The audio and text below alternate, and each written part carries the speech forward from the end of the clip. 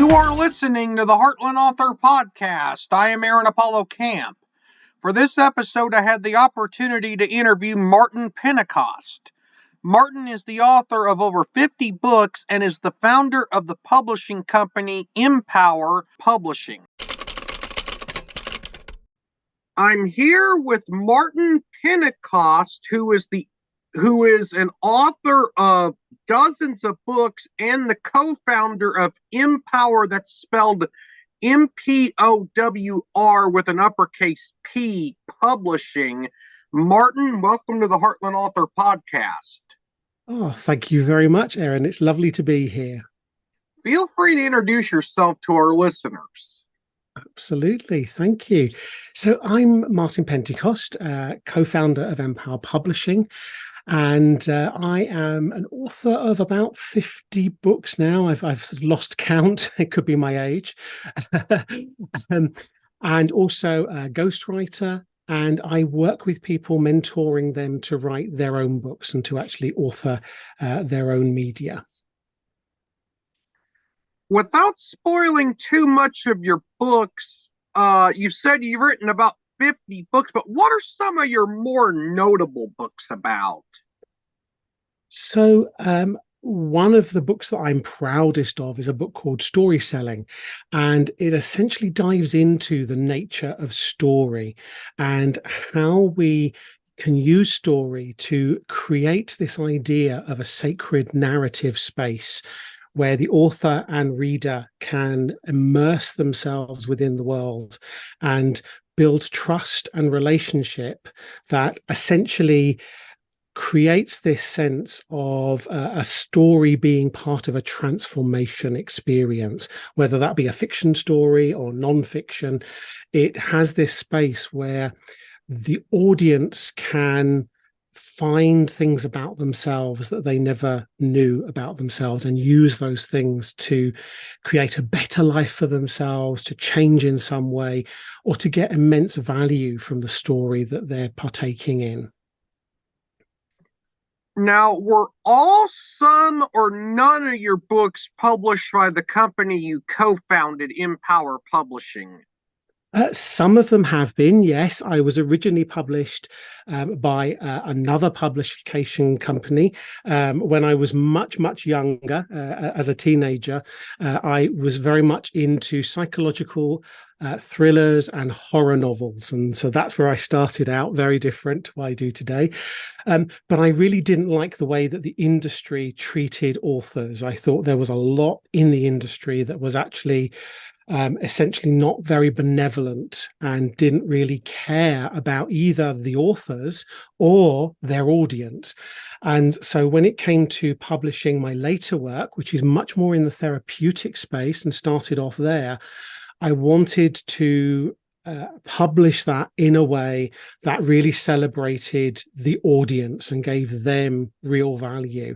So rather than going off to another publishing company, we set up mPowr, and that's how we started, by publishing those books and then eventually broadening out to publish for other people and to diversify in the types of media that we actually put out there. What services does mPowr Publishing, and I'm assuming publishing is one of the services your company provides to authors who use mPowr to publish their works, but are there any other services beyond book publishing? Absolutely, yes. So we started off primarily as a book publisher, but we expanded our range into working extensively with transmedia, which started off by you buy a book, and that book acts as the gateway to a whole digital, what we call realm. So it's like a world that the author has built. And through the book, you access all of these other forms of media that are delicately woven into the story. So that could be videos, music, narration, even things that you can download and put into your physical space. So that's a transmedia product. But we also now work with people who want to author their books. And I work extensively with people, both fiction and non-fiction. I work with a lot of businesses, coaches, consultants, therapists, and help them to really tap into what makes them unique and special, and then really present that and offer that to their audience in a way that goes much deeper. A lot of new authors tend to go very much to the surface and just look at that surface layer of the interaction. But actually, you can have a very profound relationship with your reader and your audience member by simply delving a little bit into narrative structure and how you tell the story of your work. Now, you mentioned transmedia. So, what is transmedia, and how does transmedia and other forms of modern media, such as augmented reality, change how authors approach writing books? Brilliant question there. So essentially, a book is often seen as a linear narrative. We read the words on the page from the first page to the last word. And that linear narrative is very much how some authors approach their work. In terms of transmedia, what we're looking to do is to create this liminal space. It's a narrative liminal space that is constructed of different forms of media. Very often, the narrative printed book is a core of that. It's a foundation to that. But it can also use various other forms of media, such as, for example, creating narrative videos or audio with music. And music is a very, very powerful way of world building and creating immersion within the world. This liminal space is mapped out into a three-dimensional environment like a room, and then turned into different media elements that all interrelate. The big difference with transmedia and our approach there is we are looking at the media and the individual media elements, but also what happens in between pieces of media, how one piece can work with an audience member and get them looking to the next piece and acting in a certain way that primes them for the next piece, and then the next piece and the next piece, so that their journey is completely unique to them, but also incredibly immersive. Now, with the advent of technology such as augmented reality, we can also really bring that to life with elements that actually can be seen in the physical space. So you use your device to activate the augmented reality, and essentially it maps that onto your physical space where you can meet characters, you can interact with them, you can do things in that environment that create all sorts of different reactions and interactions. And it's a very immersive and magical experience. Now, you like to use a term called authoring, and how do you define authoring, and what is the difference between authoring and writing? Okay, so when a person is coming to write their book, that's very often what they focus on, is the writing of the book. It's the physical act of actually taking what's inside their head and putting it onto the page of the book via a screen usually. And that is the writing process.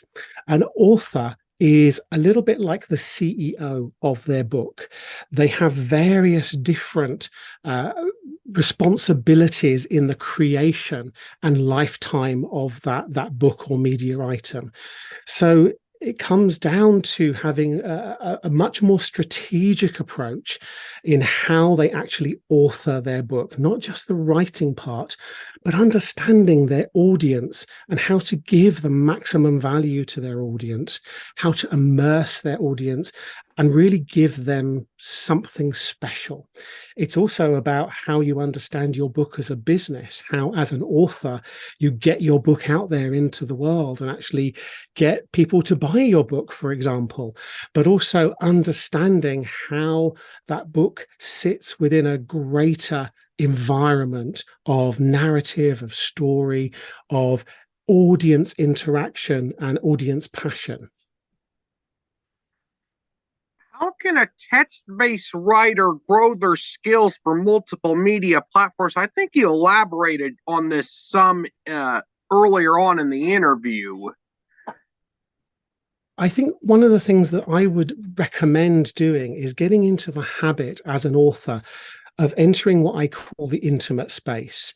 If we imagine our readers as when they pick up the book and they read, inside their heads they are reading through that narrative, and they're constructing the world as they read, so they're building that world. But in the intimate space, your voice and their voice become one. There's no difference, there's no separation. And as the author, if you can keep that intimate space intact, where essentially the one voice is speaking, that becomes incredibly powerful and very deep acting. It means that your reader can open up and be more vulnerable to the story that's happening, more engaged with it and more immersed in it. But also, you as the author become that as well, and it acts at a very deep level. I find the authoring that I've done in that intimate space is much more profound and much more valuable for me. I get so much more from it in that space. But if you treat it as an intimate environment, it means that even though you're sitting there authoring at that moment, that in 200 years, when someone picks up your book and they open it and start to read, they enter into that space with you as you're writing it. And it is the most magical thing. It sounds really esoteric, but actually that experience of knowing your reader so intimately is very, very profound. If you get into that mindset that you're not just putting words on a page, you're having this deeply human experience with someone that you may never meet and may never know, that completely transforms the way that you take linear narrative and create it into a three-dimensional living thing. Yeah, one last question I have deals with artificial intelligence. How is AI affecting publishing and the media creation process?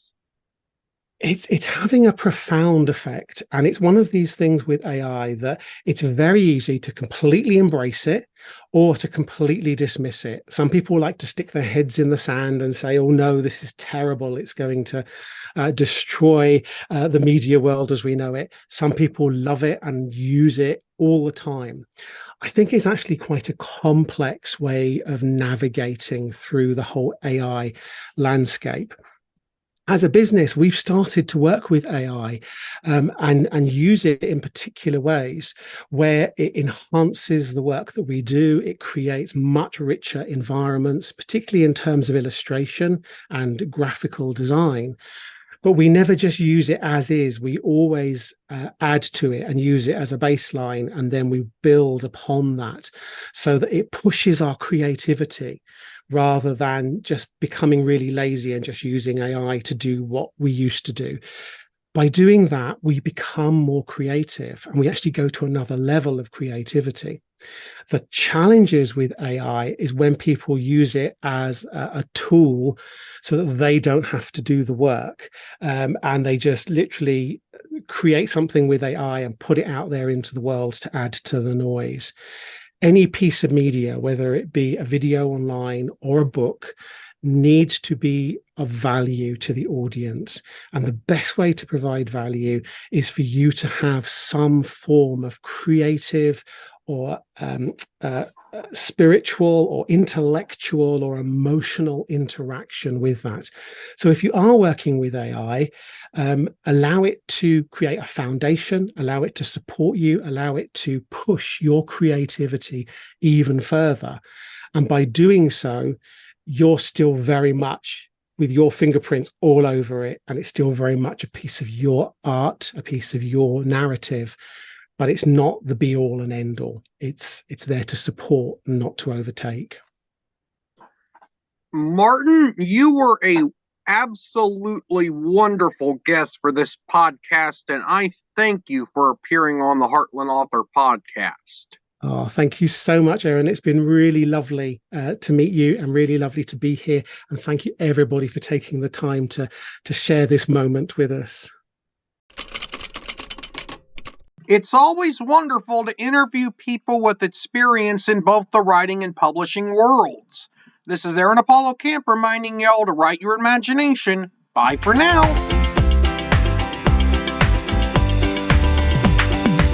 You can learn more about me and my book writing projects at campaaronapollo.wixsite.com/authoraac. You can follow me on Facebook at AuthorAAC and on Instagram at AACScribe. Copyright 2023, Aaron Apollo Camp, all rights reserved. This podcast episode is intended for the private listening of our audience. Any reuse or retransmission of this podcast episode without the express written consent of the podcast host is prohibited, except under fair use guidelines. Royalty-free music and sound effects obtained from https://www.zapsplat.com.